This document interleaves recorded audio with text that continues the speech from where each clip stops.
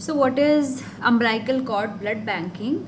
In this process, we store the umbilical cord and the placental blood and store it by cryopreservation for future use. The blood from the umbilical cord is a rich source of hematopoietic stem cells which can be used to treat the various disorders. And the first successful umbilical cord transplantation was done in a 5-year-old child, Matthew Farrow, with Fanconi's anemia in 1988. So what are the stem cells? We all know that stem cells are the cells that have the ability to differentiate into various types of cells and proliferate indefinitely to produce more type of same cells. And these cells can be bone marrow, peripheral blood and umbilical cord blood. So stem cells can be derived from bone marrow, peripheral blood and the umbilical cord blood. Now there is three terminologies that we need to understand. First one is the totipotent, then pluripotent and multipotent. Totipotent is the ability of a single cell to divide and produce all the differentiated cells in an organism, and this can be both intra and extra embryonic. So the example of totipotent stem cells is a zygote. So zygote is a single cell stage, then it divides into 2, then 4, then 6, then 8, then 16 and so on. So totipotent is the ability of single cell to divide and produce all the differentiated cell in an organism, while pluripotent is the ability of the cell to differentiate into any of the three germ layers like embryonic stem cells. So they can be differentiating into the endodermal, the ectodermal or the mesodermal layer, while multipotent stem cells is a type of cell which has the ability to differentiate into specialized cell types of that particular tissue or the organ, like hematopoietic stem cells can differentiate into RBCs, WBCs, platelets, etc. So totipotent, pluripotent and multipotent. Now what type of cells are there in umbilical cord blood stem cells? So the umbilical cord stem cells, rich source of hematopoietic stem cells which have the properties of self-renewal as well as the ability to differentiate into myeloid as well as lymphoid precursors.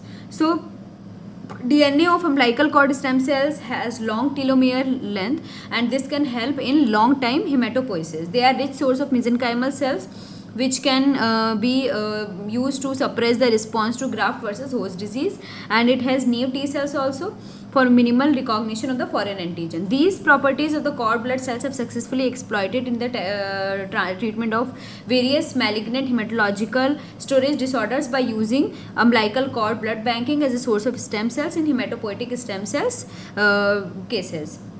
UCB can be cryopreserved and can be stored for more than 15 years if there is efficient recovery of stem cells on thawing. Now what are the clinical benefits? UCB is used for all those who need allogenic hematopoietic stem cell transplantation. So mainly we can use it in those conditions that are associated with blood like anemia, etc. And there is greater degree of HLA mismatch is tolerant by the recipient of umbilical stem cells and other hematopoietic stem cells, and lower risk of graft versus host disease.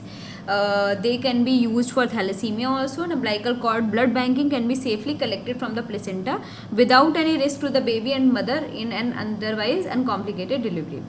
Now what are the indications? This is very important. We can give this in malignancy like ALL, AML, CML, MDS, Hodgkin's and non-Hodgkin's lymphoma, mainly blood cell dyscrasias, and selected solid tumors like metastatic neuroblastoma, rhabdomyosarcoma and Ewing sarcoma. Anemias like aplastic anemia, Fanconi's anemia, PNH, thalassemia, major sickle cell disease, immunological disorders like SCID, hyper IgM syndrome, LAD, WAS and HLH, severe variant of platelet dysfunction disorders, mucopolysaccharidosis. So we can consider this as blood cell dyscrasias or the cancers. Then solid tumors like neuroblastoma, rhabdomyosarcoma, Ewing sarcoma, anemias, immunological disorders and platelet function disorders and mucopolysaccharidosis. So this is very important. These are the indications. Now what are the limitations? Genetic disease exists in the donor cells like hemoglobinopathies. So if the person is affected and during her or his delivery, the placenta is extracted and used for hematopoietic stem cells extraction or umbilical cord blood banking, because a person is having the disease, so its blood cells is also having the disease. So Even if we are using it, then there is chances of genetic disease existing in the donor's own cells. Limitations includes diseases like BPD, HIE, where regenerative property of stem cells is utilized and is still under research. It is very costly, and low yield of stem cells acquired per unit. So this is the differentiation between cord blood banking and the bone marrow transplantation. So the availability is limited for both of them. No, for bone marrow transplantation, while limitless in case of cord blood. Waiting period is small in case of cord blood. Donor attrition is significant in bone marrow transplantation. Matching occurs in bone marrow transplantation 10 on 10. But here the matching is 4 out of 6 or better. And the collection procedure in cord blood banking is simple.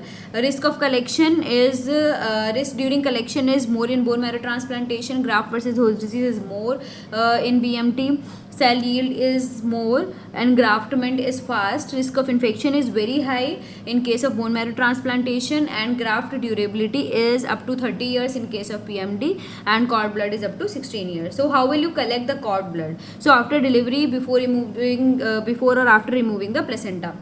Just after delivery we can collect the cord blood, or after removing the placenta also. We have to sterilize the proposed needle insertion site and insert the needle in the collection bag. Provide the cord blood should be collected against via gravity flow, aiming to fill the bag, and minimum 40 ml is required for storage. Gently rotate the bag several times to mix the cord blood with anticoagulant. Now then the bag is transported to the cord blood bank, where it is tested, processed and cryo preserved, and this blood is stored at minus 190 degrees Celsius in liquid nitrogen. There is loss of blood volume and cell count during this process, and that procedure is performed by trained medical professional, and after thawing the product can be transplanted into the host when they have received conditioning or preoperative regime for the transplant. So the types of umbilical cord blood banks can be, we can do it through private banking, public banking, or the hybrid banks. So the private banks use this product for future use of the baby himself and on the family member. So this can be used in the baby also and in the family member also. It can be autologous or allogenic. And associated cost of collection and storage, there is no guarantee that it will be useful, and it is being exploited as biological insurance. Private banking is highly recommended. Public banks accept donation and making them available for anyone in need, not family or the person only. Anyone in need can use this umbilical cord blood banking whenever they need. No cost of collection and storage, fee charged when the unit is used. All collected unit must meet rigorous standard of donor screening and should be registered in international stem cell registries. First public cord bank was started in New York in 1993. Hybrid bank can be used where there can be private or public banking, both possible, and the both private and public donation is done after family takes an informed decision. While in India there are 5 public blood banks and more number of private cord blood banks. So the public blood bank only 5, but private blood cord banks are very high in number. G1 Stem Cell Bank is the first purely public cord blood bank set up in India, and it was opened in 1995. Public cord banking is the need of the hour. So this is the name of the 5 public cord blood banks in India. First one is G1 Stem Cell Bank. It is in Tamil Nadu. Reliance Life Sciences Private Limited, School of Tropical Medicine, Kolkata. Stem Site India.